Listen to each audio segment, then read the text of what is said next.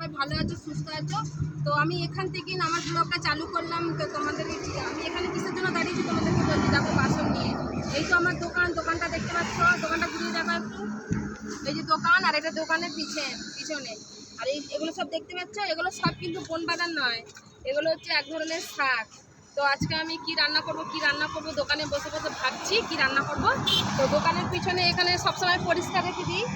এই দিকটা এগুলো দেখতে পাচ্ছ, এর মধ্যে অনেক লতাপানো আছে, কিন্তু তার মধ্যে যে কলমি শাক হয় না সরু সরু, কলমি শাকও আছে, এই যে দেখতে পাচ্ছ।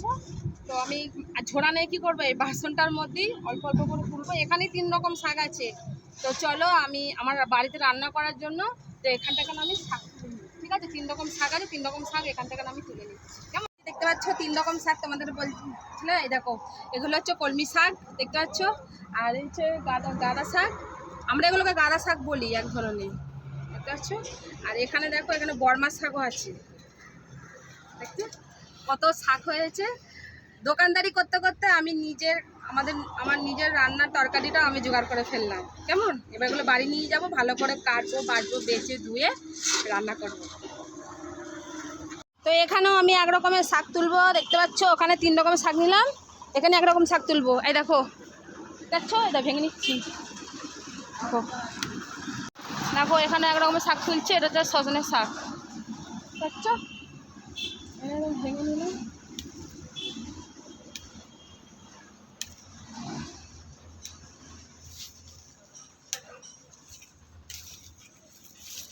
দেখো,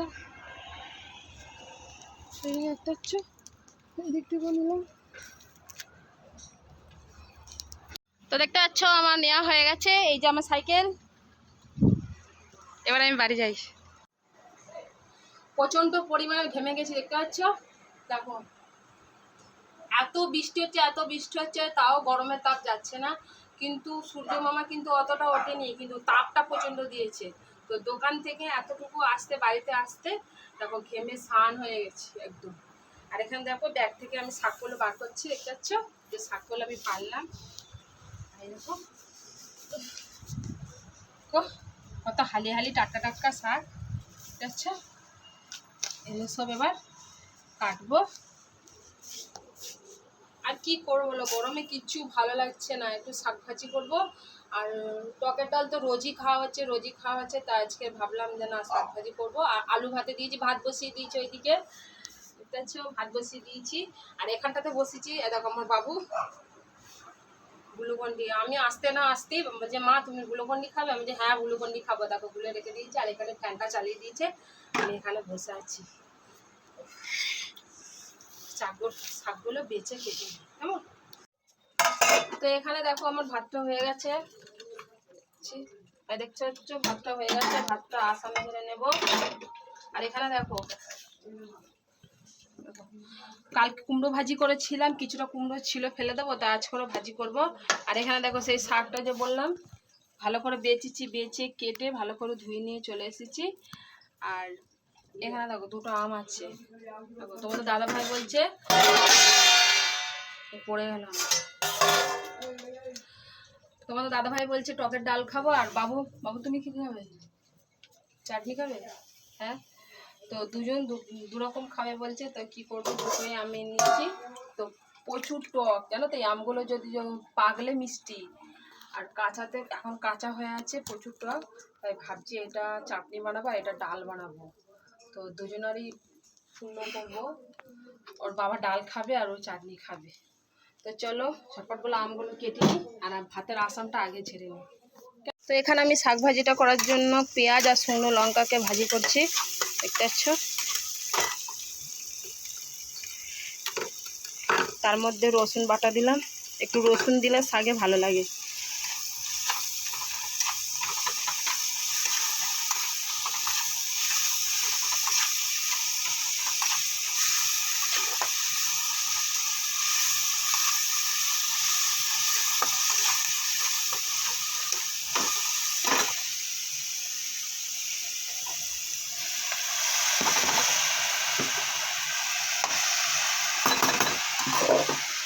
আর এখানে দেখতে পাচ্ছ যে 2টো আম দেখালাম, যে আমগুলো 2টো কেটেছি। কম ভাগ আমরা ডাল বানাবো আর বেশিরভাগ চাটনি বানাবো, বুঝছো। আমগুলো কিন্তু টক, পুরো পাকলে তবে মিষ্টি, একটু আধ পাকা মতো হয়েছে না, কিন্তু টক। চলো শাকটা ভেজে নিই ভালো করে, নেড়ে চেড়ে ভালো করে শাকটাকে ভেজে নিই। শাক ভাজিটা করে তুলে নিয়েছি, এখানে বেগুন এই কুমড়ো ভাজিটা করছি।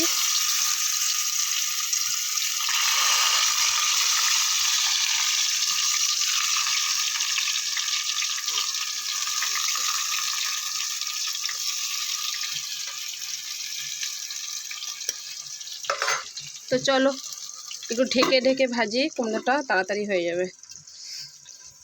তো বলে বলে দেখো কত কিছু রান্না হয়ে যাচ্ছে। আর এখানে দেখো পাঁপড় ভাজাটাও করে নিচ্ছি। তো আমের যখন চাটনি বানাবো, পাঁপড় ভাজা না হলে হয় বলো বন্ধুরা?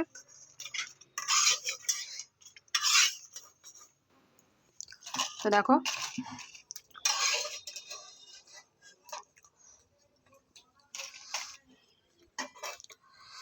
কতগুলো আমি পাঁপড় ভাজা করেছি।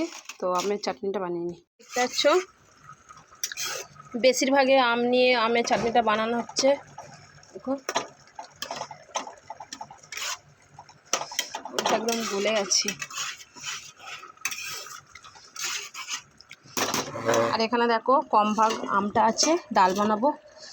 আরে ডালটা শুধু তোমাদের দাদা ভাইয়ের জন্য বানানো হচ্ছে, ডাল না হলেও ভাত খাবে না। তো চলো আমের চাটনিটা হয়ে এসেছে প্রায়, নামিয়ে নেবো। তো এখানে আমি ডালটাও চাপিয়ে দিয়েছি, দেখতে পাচ্ছ ডালটাও হয়ে গেছে, আম দিয়ে ডাল। অনেক টক বলে অল্প একটু চিনি দিয়েছি, টক টক মিষ্টি মিষ্টি লাগবে একটু। তো চলো ডালটা ফুটে গেছে, এবার নামিয়ে নিই।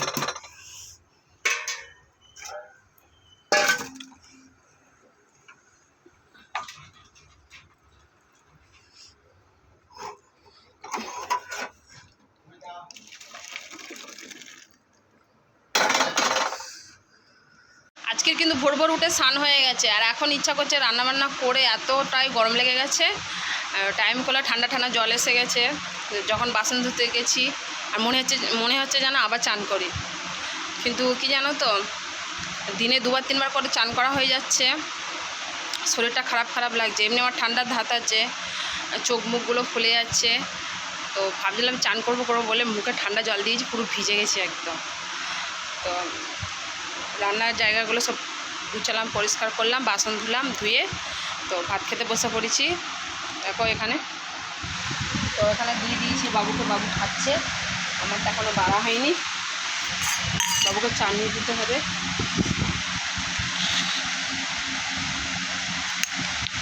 ওই চাটনিটা দিই।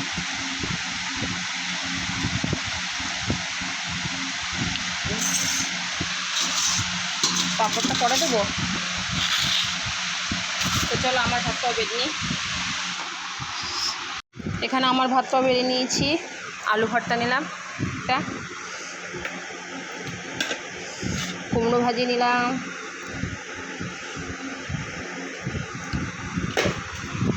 ডাল নেবো এবার।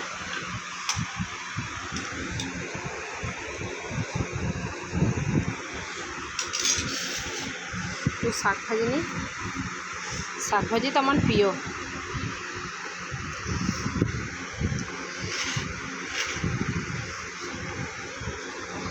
চলো এবার খেতে শুরু করি।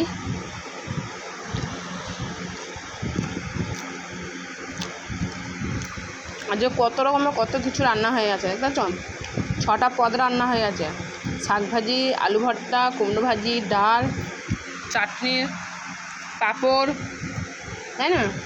তো চলো খেয়ে তারপরে তোমাদের সাথে কথা বলছি।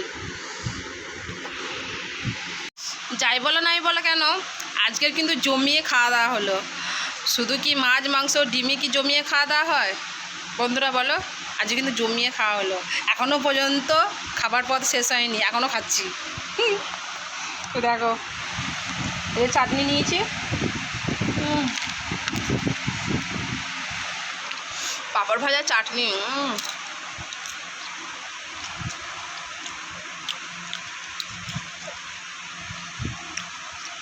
অনুষ্ঠান বাড়ি গেলে কি জানেন তো, লাস্টে সব কিছু খাবার পরে যখন চাটনিটা দেয়, তারপর পাঁপড়টা আসে। পাঁপড়টা ওদের যতটা সামর্থ্য ততটা দেয়, মনে হয় যদি আরেকটু দিত খুব ভালো লাগছে। কিন্তু বাড়িতে বানিয়েছি দেখো, সেম অনুষ্ঠান বাড়ির মতনই লাগছে, কিন্তু বেশি বেশি করে বানিয়েছি, খাচ্ছি, মনে হচ্ছে আর ভালো লাগছে না, অল্পটাই ভালো। যখন কিছু বেশি বেশি খাবার থাকবে তো খেতে ইচ্ছা করবে না, যখন দেখবে অল্প অল্প খাবারের মধ্যে যখন মুখে স্বাদ হবে, টেস্ট লাগবে, আরেকটু দিলে ভালো হতো, আরেকটু দিলেও ভালো হতো। তো চলো, খাওয়া দাওয়া শেষ হলো, আবার তো দোকানে ছুটতে হবে। এই ভাত খাওয়ার পরে আর যেন নড়তে ইচ্ছা করে না, মনে হয় একটু শুয়ে পড়ে, কিন্তু না, একটু শুতে গিয়ে অনেকটা ঘুম হয়ে যাবে, ভাত ঘুম বলেছে কেন, তো অনেকটা ঘুম হয়ে যাবে, ঘুমিয়ে পড়বো, তো আর ঘুমাবে না। তো বাসনগুলো ধুয়ে ধায়ে দোকানের জন্য বেরিয়ে পড়বো। দেখো দোকানে চলে এলাম, তোমাদেরকে এইমাত্র বললাম যে খাওয়া দাওয়া করে বাসন ধুয়ে আর বিশ্রাম নিলে হবে না, দোকানে যেতে হবে। দেখো দোকানে চলে এলাম, এইটাই আমার কাজ, নিজের ব্যবসা সামলানো, সংসার সামলানো, আবার ফেসবুকে কাজ, এই গরমের মধ্যে কত রৌদ্র, কত তাপ, রোদে ঝিলমিল করছে। দেখো দেখাচ্ছি কত রৌদ্র আকাশে, দেখো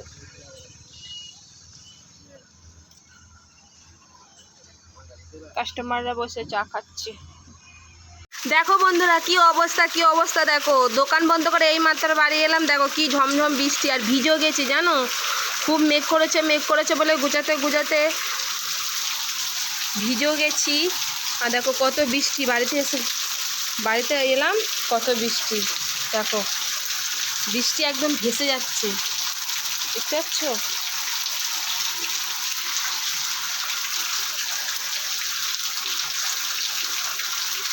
কি বৃষ্টি।